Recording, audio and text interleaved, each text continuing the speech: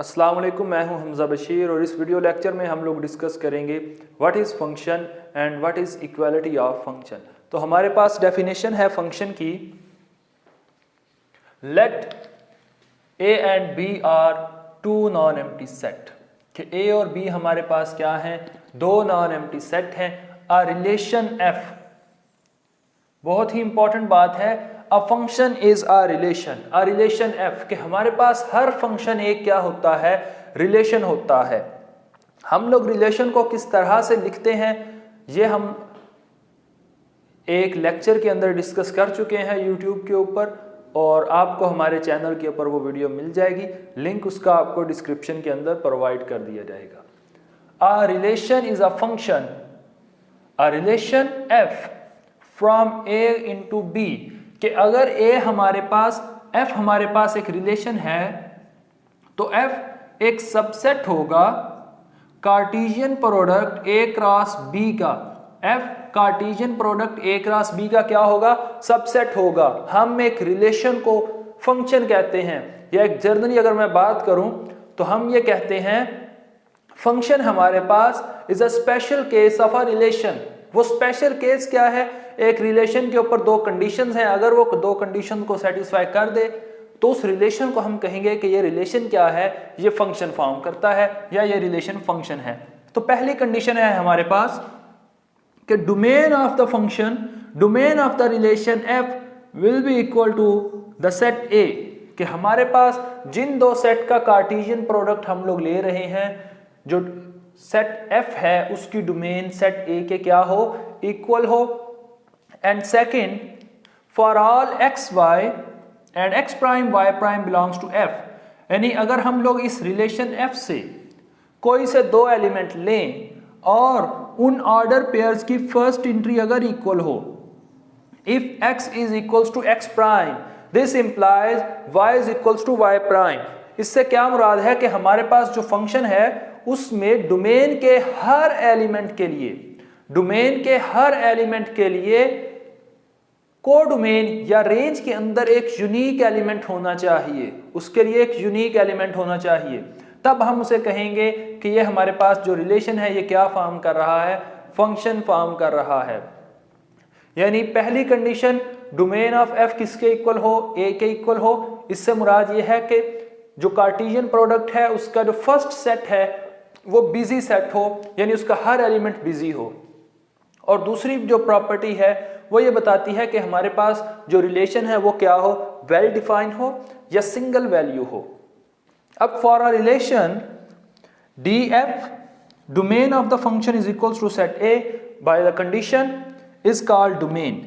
वही डोमेन जो हमारे पास रिलेशन की डोमेन होगी, उसी डोमेन को हम कहेंगे कि ये हमारे पास क्या है, ये उस फंक्शन की डोमेन है। And the range of f is a subset of B, तो उस फंक्शन की जो रेंज होगी वो बी का सबसेट होगी, और उसको हम लोग एक और नाम देते हैं, कोडोमेन का भी नाम देते हैं। अभी हम लोग एक सेट लेंगे दो और उनके फंक्शंस डिस्कस करेंगे, और उसके ऊपर उसकी दोनों की दोनों जो कंडीशंस हैं फंक्शन के लिए एक रिलेशन लिखेंगे और उनकी कंडीशन देखेंगे।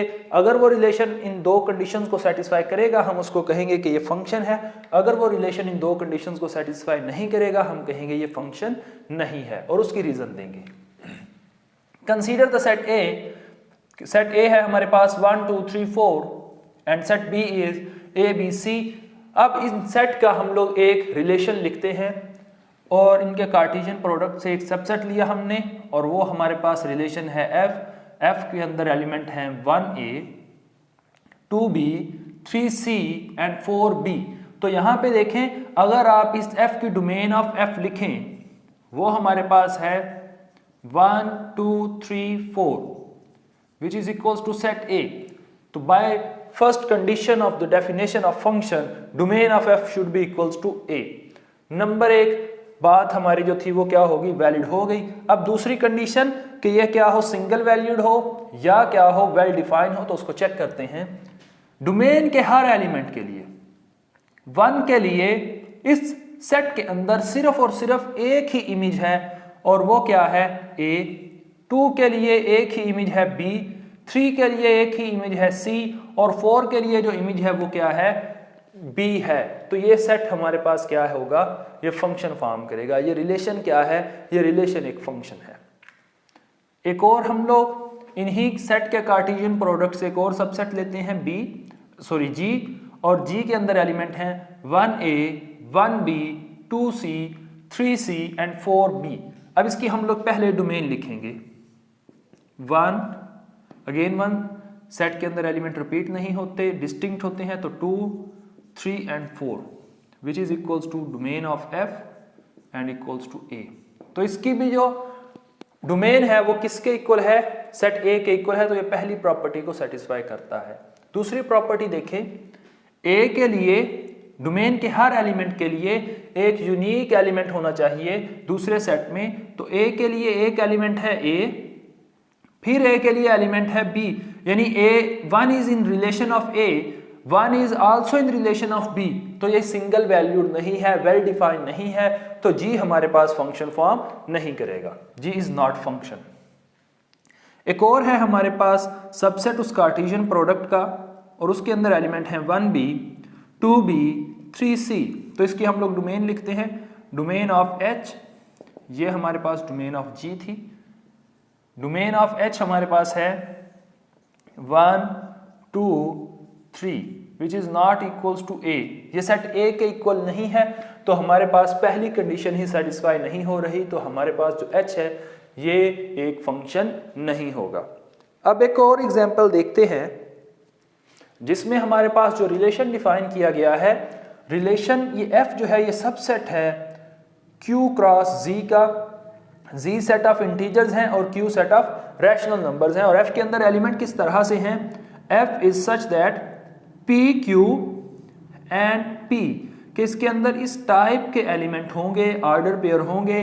P और Q क्या करेंगे, Z से बिलोंग करेंगे, और Q क्या होगा, नॉट इक्वल टू 0। अब इसकी डोमेन लिखते हैं, तो डोमेन के अंदर रिलेशन की फर्स्ट एंट्री आती है, तो P by Q such that P, Q belongs to set of integers and Q is not equals to 0। ये डेफिनेशन है सेट ऑफ रैशनल नंबर्स की, तो इसकी जो डोमेन है वो फर्स्ट सेट के इक्वल आ चुकी है। ये फर्स्ट प्रॉपर्टी जो है वो सेटिस्फाई कर चुका है। अब हम चेक करेंगे क्या ये रिलेशन वेल डिफाइंड है या नहीं। तो उसके लिए इस रिलेशन से दो एलिमेंट ले लिए हमने। पहला एलिमेंट है 3/2 3, इसी स्ट्रक्चर के मुताबिक 3/2 3, और दूसरा एलिमेंट है हमारे पास 6/4 6। अब 3/2 और 6/4 ये एक दूसरे के इक्वल हैं, बट 3 और 6 आपस में एक दूसरे के इक्वल नहीं है, यानी डोमेन के एक एलिमेंट के लिए को डोमेन के अंदर दो इमेजेस मौजूद थे। तो ये जो फंक्शन, ये जो रिलेशन हमने डिफाइन किया था, ये रिलेशन हमारे पास फंक्शन फॉर्म नहीं करता, because this is not well defined. अब हमारे पास एक और एग्जांपल है, F is a subset of Z cross Z set of integers का सेट ऑफ इंटीजर्स के साथ कार्टेशियन प्रोडक्ट लिया, और उसकी हमारे पास एक सबसेट है F, और F किस तरह से डिफाइन होता है, F is define as Mn, दो एलिमेंट्स का प्रोडक्ट, और उन्हीं का क्या ले उनकी एडिशन कर दें। तो ये हमारे पास क्या होगा, F के अंदर आने वाले एलिमेंट्स की शक्ल ये होगी। M और N क्या होंगे, वो सेट ऑफ इंटीजर से बिलोंग करेंगे। अब इसकी अगर हम लोग डोमेन लिखें, डोमेन ऑफ F वो हमने प्रूव करनी है किसके इक्वल होगी, सेट ऑफ इंटीजर्स के इक्वल होगी। तो हम सेट ऑफ इंटीजर से एक एलिमेंट लेते हैं, let x belongs to Z, x Z से बिलोंग करता है। हम x को लिख सकते हैं x.1 because 1 is identity element in set of integers which is equals to x, तो ये बिलोंग करेगा सेट ऑफ इंटीजर से। अब हमने x से एक एलिमेंट लिया, हमने सेट ऑफ इंटीजर से एक एलिमेंट लिया, और उस एलिमेंट को डोमेन ऑफ F के अंदर बिलोंग करवा दिया, उससे बिलोंग करवा दिया। x was arbitrary element. अगर एक आर्बिट्रेरी एलिमेंट के लिए बात होल्ड करती है, तो हम ये कह सकते हैं कि सेट ऑफ इंटीजर्स जो होंगे वो कंटेन करेंगे डोमेन ऑफ F के अंदर। बट डोमेन हमेशा फर्स्ट सेट का सबसेट होती है, तो डोमेन ऑफ F जो होगी वो कंटेन करेगी Z के अंदर। This implies A contain in B, B contains in A implies A is equals to B। तो उसी प्रॉपर्टी के मुताबिक डोमेन ऑफ F किसके इक्वल हो जाएगी, सेट ऑफ इंटीजर्स के इक्वल हो जाएगी। अब हम चेक करेंगे क्या यह रिलेशन वेल डिफाइंड है या नहीं। तो उसके लिए हम लोग इस रिलेशन से दो एलिमेंट ले लेते हैं। लेट 4.1 डोमेन के दो एलिमेंट हैं जी। 4.1 इज इक्वल्स टू 2.2। अब इसके लिए m की वैल्यू है 4, n की वैल्यू है 1, इसके लिए m की वैल्यू भी 2 है और n की वैल्यू भी 2 है, n की वैल्यू भी 2 है, लेकिन ये दोनों आपस में तो बराबर हैं।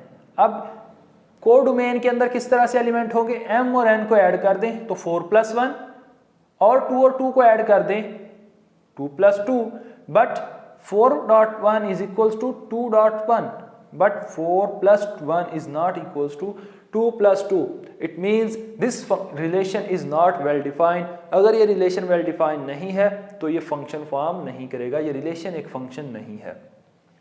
अभी तक हम लोगों ने जो सीखा है वो ये है कि फंक्शन हमारे पास रिलेशन का एक स्पेशल केस है जिसके ऊपर दो प्रॉपर्टीज, दो कंडीशंस हैं। अगर वो रिलेशन उन दो कंडीशन को सेटिस्फाई कर देगा तो वो फंक्शन फॉर्म करेगा, अगर वो रिलेशन उन दो कंडीशंस को सेटिस्फाई नहीं करता तो वो फंक्शन फॉर्म नहीं करता। अब हम देखेंगे इक्वालिटी ऑफ फंक्शंस को।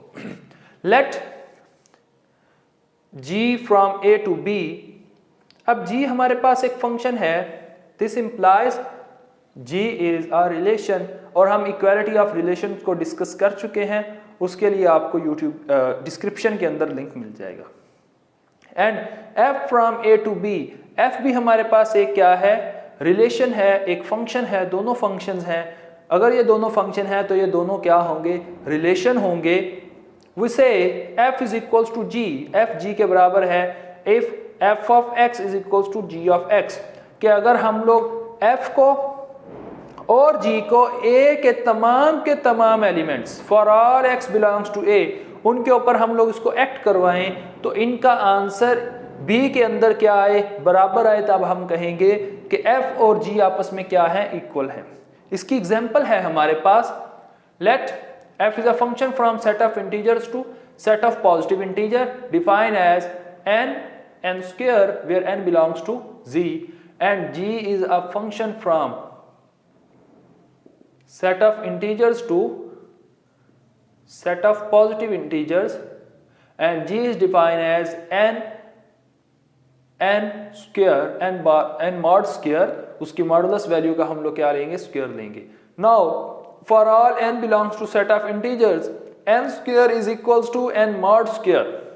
ये बात हम लोग क्या करते हैं, जानते हैं by the properties of integers. अगर ये दोनों इसके बराबर हैं तो n स्क्वायर का इमेज क्या हो, प्री इमेज क्या होगा, n, यानी जब f n के ऊपर अप्लाई करेगा, f n के ऊपर एक्ट करेगा तो वो इमेज देगा हमें n स्क्वायर। तो इसकी जगह पे हम लोग लिख देंगे f ऑफ n, और इसकी जगह पे हम लोग सिमिलरली लिख देंगे g ऑफ n। तो f ऑफ n किसके इक्वल हो गया, g ऑफ n के इक्वल, और n हमारे पास एक आर्बिट्रेरी एलिमेंट था दोनों फंक्शंस का। तो ये बात तमाम के तमाम एलिमेंट्स के लिए होल्ड करेगी। This implies f is equals to g। Hope so आप लोगों को फंक्शन और इक्वालिटी ऑफ फंक्शंस क्लियर हो चुका होगा। इंशाल्लाह नेक्स्ट वीडियो में हम लोग डिस्कस करेंगे into function, onto function, one function, bijective function. Thank you so much for your precious time.